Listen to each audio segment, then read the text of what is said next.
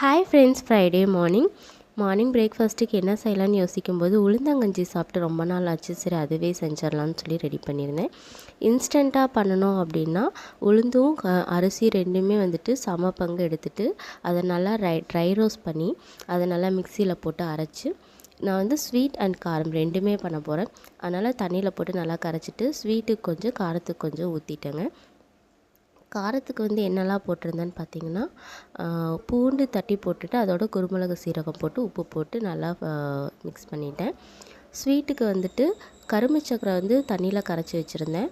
அதை ஊற்றி 2 ஏலக்காய் தட்டி போட்டோம் அப்படின்னா ஸ்வீட் உளுந்தங்கஞ்சி ரெடி ஆயிரும். இது ரெண்டுமே ரெடி ஆனதுக்கப்புறம் ரெண்டுத்துக்குமே வந்து தேங்காய் பூ போட்டுக்கணும்.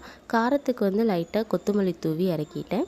இதோட ஆப்ப மாவு கொஞ்சம் இருந்துச்சு. கொஞ்சம் ஆப்பமும் தேங்காய் பாலும் செஞ்சு மார்னிங் பிரேக்ஃபாஸ்ட்டை சூப்பராக முடிச்சாச்சு.